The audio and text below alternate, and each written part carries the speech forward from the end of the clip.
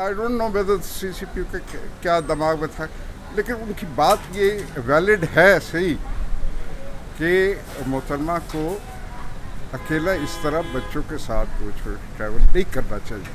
हर जगह पे महरम के साथ औरत कैसे जाएगी, जिनके हस्बैंड्स बाहर गए हुए हैं, दूसरे कंट्रीज़ में गए हैं, और वो क्या करें, वो कैसे जाएं? अपने बच्चों को उन्होंने अगर अलग से यहाँ पे पालना है, उनको पढ़ाना है, उनको लेके आना जाना है, वो महरम का कहाँ से वेट करें? क्या वो घर से ना निकले? औरत को आज़ादी ही नहीं है कि वो, या कोई उसको इमरजेंसी है, कोई काम है, वो घर से निकल ही नहीं सकती।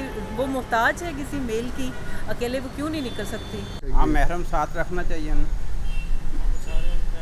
अगर कोई इमरजेंसी हो जाए तो इमरजेंसी हो जाए वो एक अलग बात है, लेकिन फिर भी घर में कोई तो कोई होता है ना, कोई भाई बहन है या बाप कोई साथ होता है। अपनी माँ बहनों सबको कहूँगा अपनी इज्जतों को बचाएं, कहीं अनजानी जगह जाने से परहेज़ करें जहाँ के आपको ख़तरा लगे, और साथ अपने किसी घर के फ़र्द भाई बाप या साथ लेके चला गया। बाकी चीज़ें होती रहती हैं, there are so many crimes, so कुछ होते हैं, क्योंकि आई डोंट नो वाई ये सीसीपी के पीछे क्यों पड़ गए ज़्यादा, कि वेदर वो जो पिछला केस चला है वो आईजी के हटाने का, या शायद उस वजह से उसके ऊपर ज़्यादा फोकस आ गया है, which is I think it is unfair. वो सीसीपीओ से पूछा जाए कि सपोज अगर उनकी वाइफ या उनकी मदर, उनकी बेटी रात को अर्जेंट किसी काम पे, ये हो सकता है कि सीसीपीओ का एक्सीडेंट हो, उनसे ही मिलने जा रही हो, तो वो अपने पहले महरम को ढूंढेंगी?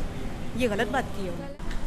कपड़े एक तो इतने कर देते हैं जो मैंने अल्फाज नहीं कहना चाहिए, वो भी वो हो जाते हैं, तो उनके जो नई बंदा देखता वो भी कहता है क्या, हालांकि हमारी भी बेटियां भी हैं, बहनें भी हैं, माएँ भी हैं, लेकिन वो चीज़ नहीं होनी चाहिए। अच्छे ड्रेसिंग पहन लो तब भी मसला आता है, अगर हम दूसरे कपड़े पहन लें तब भी मसला आता है, ठीक है। अगर हम तैयार हुए हैं तब कितना ओवर मेकअप किया, अगर हम वैसे जाते हैं तब भी मसला आता है। आपके ख्याल में हम ख़वातीन को जज किया जाता है उनकी ड्रेसिंग, परफ्यूम, या अगर अकेली ड्राइव करी है तो लोग जज करते हैं? एग्जैक्टली, जज करते हैं, और हेड टू टो हर चीज़ जज होती है। ये पाकिस्तान है, यहाँ पे कुछ भी चेंज नहीं हो सकता। हाँ, अगर एक लड़की मतलब रेस्टोरेंट में निकली है तो उन्होंने जज करके कहते हैं ये अच्छी नहीं है, ये है, ये वो है। घर से निकलती हैं तो आप वक्त का ख्याल करती हैं कि यार मैं इस वक्त ना निकलूं, डर लगता है ये सोच के? बहुत ज़्यादा, बहुत ज़्यादा। पहले भी डरते थे, इस वाक़े के बाद तो बहुत ज़्यादा। मतलब आपके ज़हन में ये वहम आ गया कि मैं टाइम देख के निकलूँ घर से? मैं तो फैमिली के साथ भी, अभी मैं लाहौर के दूसरे शहर से आई हूँ, ये मोटरवे से ही आई हूँ, मतलब इस वाक़े के बाद हम निकले हैं, और यकीन करें बड़े खौफ व हरास में निकले हैं।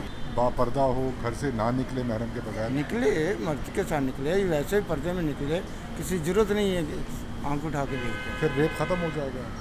अल्लाह के हुक्म डाल कंट्रोल रहेगा। आप महरम के साथ निकल रहे हो तो सिर्फ ज़्यादा से ज़्यादा ये होगा कि आपके पास कोई नहीं आता, दूर से उसने वही सब कुछ करना है जो उसने पास आके करना है। नज़र से वही है, दो तरह का जना होता है, एक आंखों से, एक खुद से करना। तो महरम के साथ हैं तो वो आंखों से कर रहे हैं, और अगर महरम नहीं है तो वो ये मौका देके करेंगे जो ये हो रहा है। आपके ख्याल में असल कसूरवार कौन होता है रेप के मामले में? जहाँ तक मैं समझता हूँ कि कसूर जो है वो दोनों तरफ से भी होता है।